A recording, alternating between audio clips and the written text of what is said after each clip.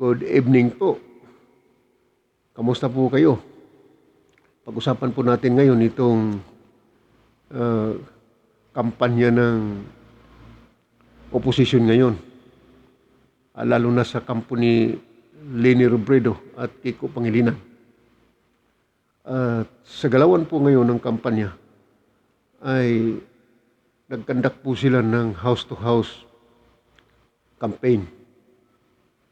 At sa kanilang house-to-house campaign, siyempre po may mga dala-dala silang mga flyers. Maganda naman po yung pamamaraan ng kumpanya, house to house. Pero ang hindi mabuti doon sa house to house campaign nila, yung kanila pong mga flyers diyan sa harapan ay totoong mukha ni Leni at saka ni Kiko Pangilinan. Pero yung sa likod ng flyers, kung iyong titingnan, doon po ay nakalagay ang mga paninira ng mga isyu laban sa mga Marcos.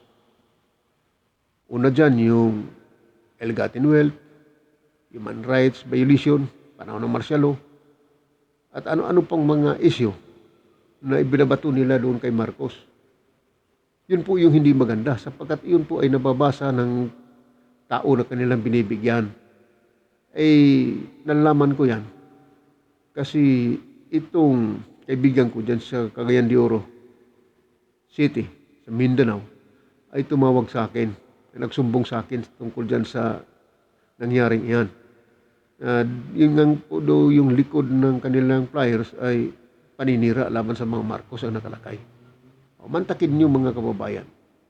Itong ginagawa ng kampanya Leni Robredo, dapat ang ilagay nila dyan, plataporma nila, paliwanag nila yung kanilang mga adhikain upang maunawaan ng tao. Pero hindi po kabaliktaran eh.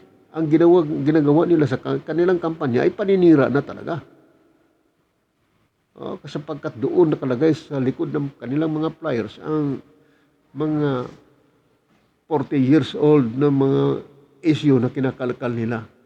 Luma na ibinabato pa rin doon kay Marcos. Yun po yung ating pag-aralan ngayon. Pero bago yan, natin ipapaliwanag ay mangyaring mag-subscribe na muna yung ating mga kababayan na hindi pa nakapag-subscribe sa video ito. Paki-click, like, at share na lang po sa inyong mga kaibigan. At pindutin na rin yung notification bell para tuloy-tuloy po yung updates ng ating video. At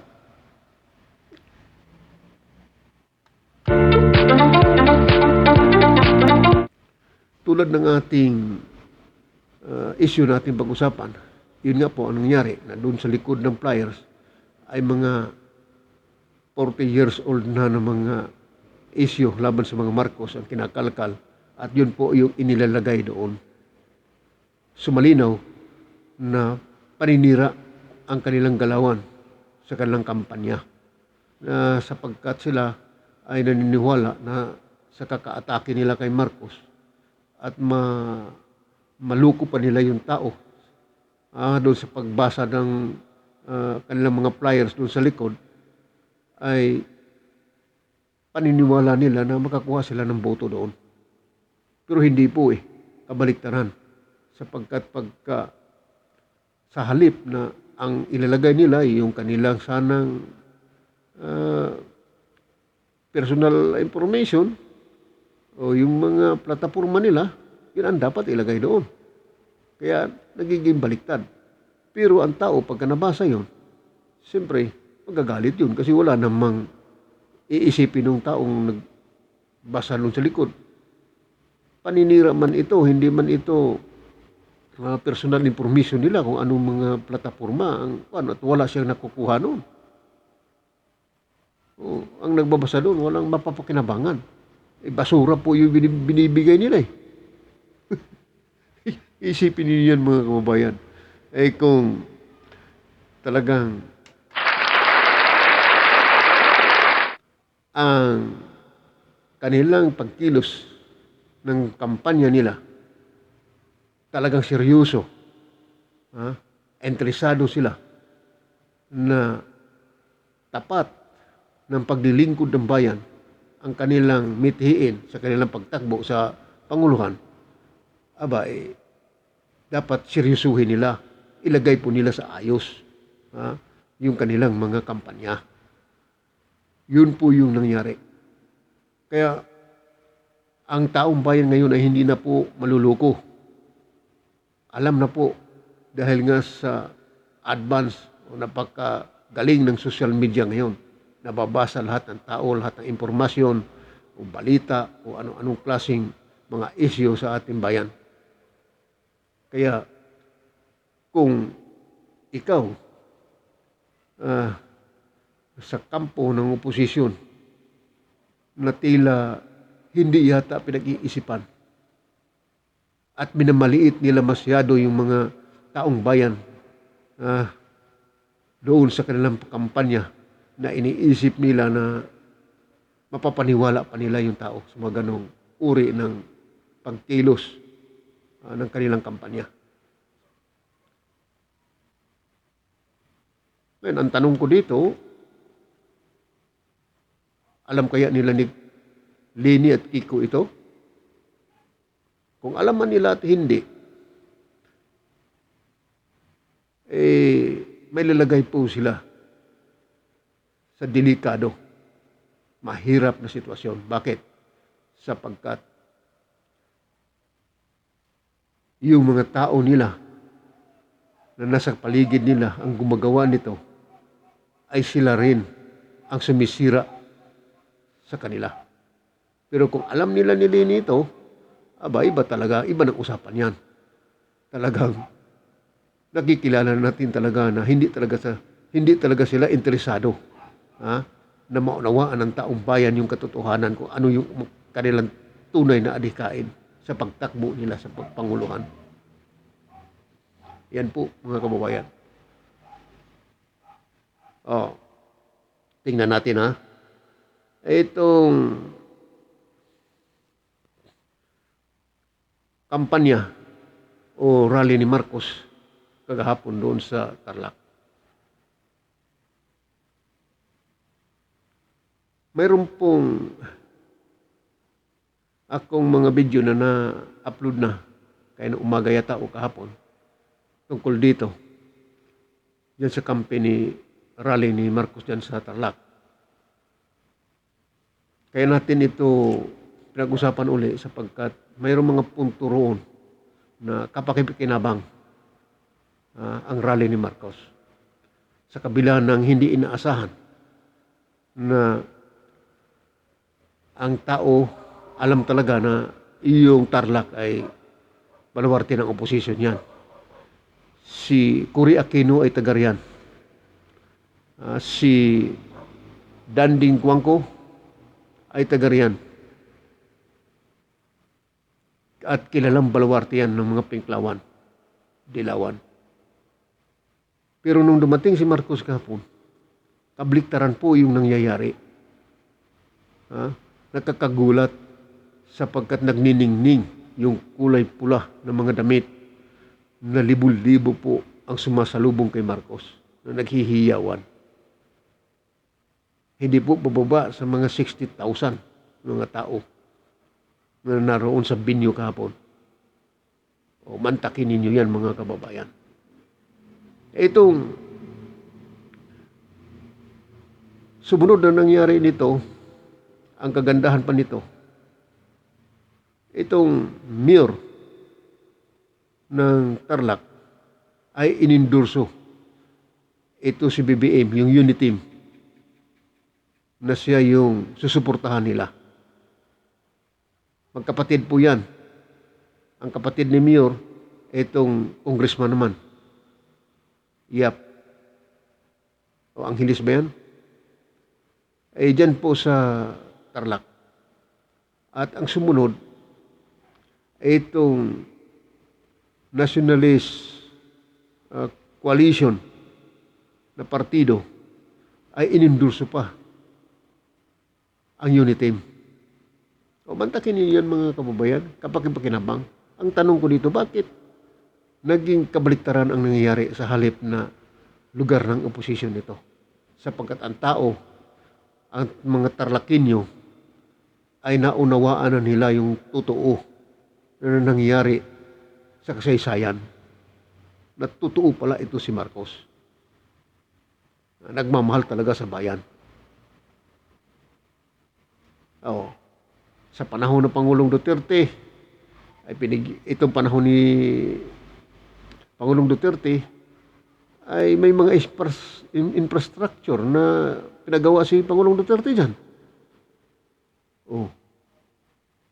Kahit hindi dilawan si Pangulong Duterte, pero ginawa.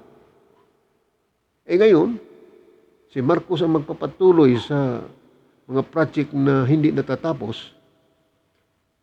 Nakita nila na si Marcos talaga ang karapat-dapat iboto ng taong bayan.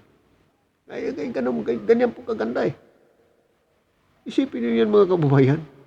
Lugar ng mga dilawan sa Tarlac. Ngayon hindi na po Marcos na ang Tarlac. Yan po yung kagandahan noon. So ano pa? Ito pong Pasig. Kanina, ang Pasig mga kababayan, alam naman natin ang Pasig na ang mayor dyan ay si Vico Soto. Ay hindi naman po makamarcos yan. Siyempre, yung kanyang ama ay tumakbo din ng vice presidente. Hindi talaga makamarcos siya. Pero, kanina mga kababayan, ay kabaliktaran po. Yung kanina ng karaban at rally ay talagang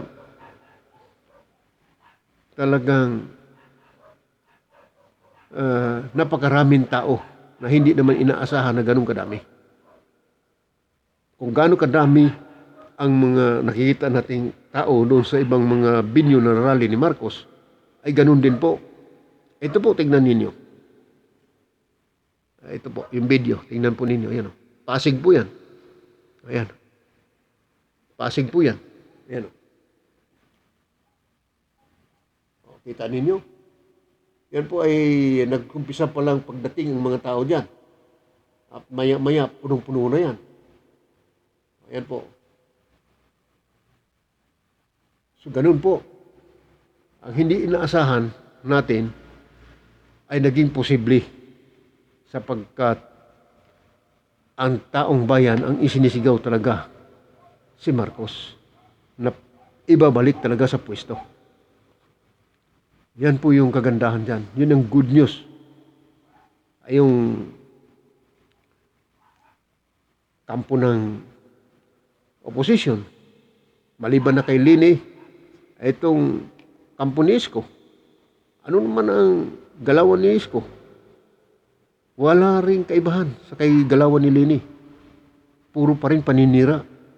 Wala nang issue silang maidampot, kundi yung mga luma na paninira laban kay Marcos. Itong kampo ni Pacquiao, ganun din po. Paninira din.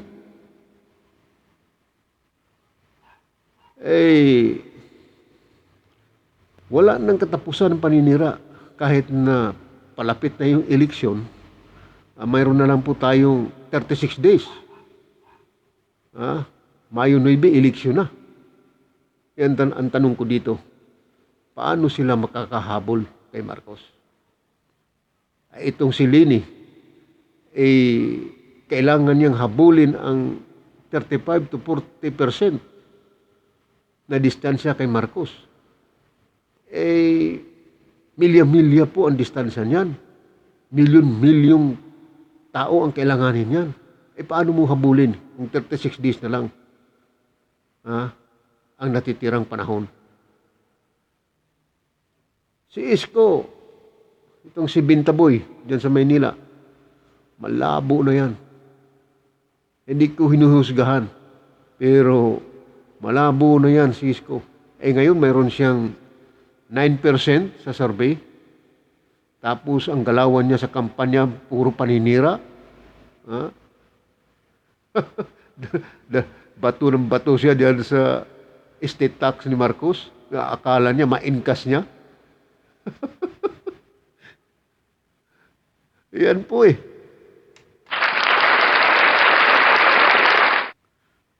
Eh, ito kasing si Bintaboy, delikado ito, mga kababayan. Ano ang nakakadelikado dito? Pagka ito ay naupo, baka ibenta sa China yung Pilipinas. Ay yung divisional market nga, binibinta niya eh. Alam mo kung anong sinabi ni Isko Moreno dyan? Ha? Bahala na daw yung mga vendors dyan. Isipin mo yun, mayor ka, ganyan ang sasabihin mo. Sa ganyan ang sasabihin mo doon sa mga vendors. Bahala na daw ang mga vendors. Kala ko ba kandidato ito?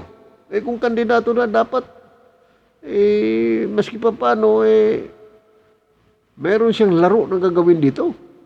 Wala eh. Diniritsa niya. Bahala na ang mga vendors dyan sa Divisoria. Mantakin mo yan. Sasabihin mo, bahala na. Samantalang yung mga taong matagal na dyan na naghanap buhay, biglan mong alisin ang kanilang hanap buhay, nagugutuman, hindi mo binigyan ng mga pasubali bago pa man gawin. Makatao ba yan? Ganyan ba yung taong ibubuto ninyo, mga kababayan, dyan sa Maynila?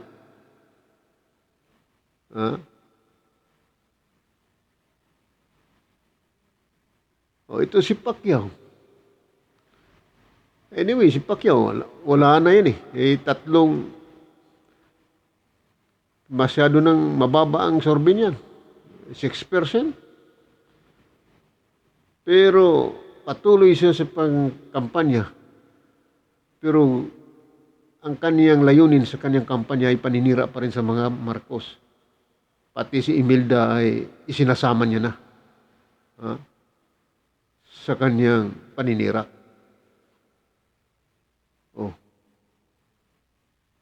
Mga taong ito ay nag-iisip na sa kanilang paninira sa laban sa mga Marcos ay mapapakinabangan nila.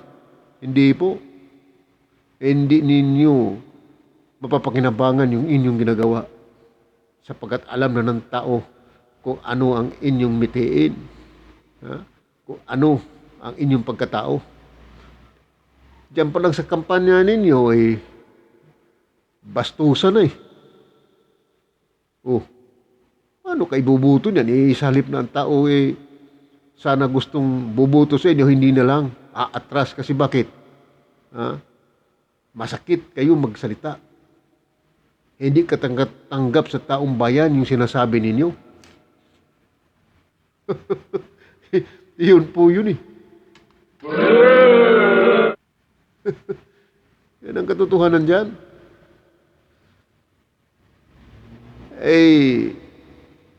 Ang panahon ay gumugulong. Mayroon tayong 36 days. Inulit kong sasabihin sa inyo. Hindi na po yung si Marcos yung kalaban ninyo. Yung oras na lang, araw, yun yung kalaban ninyo. Nangumpanya kayo. Kahit pa